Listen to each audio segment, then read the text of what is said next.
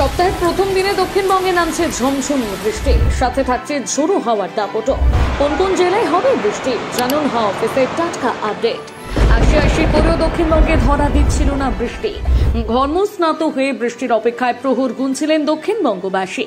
অবশেষে দুদিন আগে ল্যাত লতিফ মৌসুমী বায়ু উত্তরবঙ্গ থেকে প্রবেশ করেছে দক্ষিণবঙ্গে।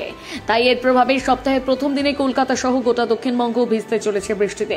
আলিপুর আবহাওয়া দপ্তরের পূর্বাভাস অনুযায়ী আজ সকালে থেকে বৃষ্টির সম্ভাবনা রয়েছে মুর্শিদাবাদ, বীরভূম, পশ্চিম ও পূর্ব বর্ধমান, নদিয়া, 2 চব্বিশ পরগনা, হুগলি, কলকাতা, হাওড়া, বাঁকুড়া, পুরুলিয়া, ঝাড়গ্রাম এবং পূর্ব পশ্চিম মেদিনীপুর জেলায়। আজ দক্ষিণবঙ্গের অধিকাংশ জায়গায় আকাশ মেঘলা থাকবে। সেই সঙ্গে বিক্ষিপ্তভাবে বৃষ্টির সম্ভাবনা রয়েছে দক্ষিণবঙ্গের প্রায় সব জেলাতে।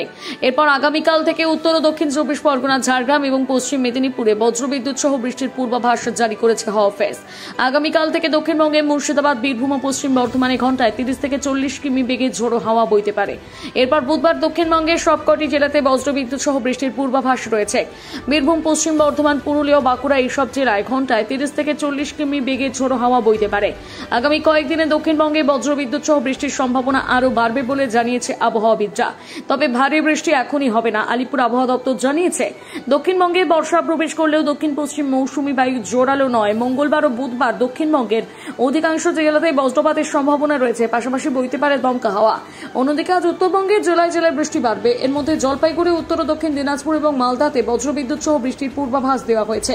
থাকবে ঝোড়ো হাওয়ার দাপট। চলতি সপ্তাহে আলিপুরদুয়ার, কোচবিহার, জলপাইগুড়ি, দার্জিলিং ও কালিম্পংয়ে ভারী বৃষ্টির পূর্বাভাস জারি করেছে আবহাওয়া দপ্তর।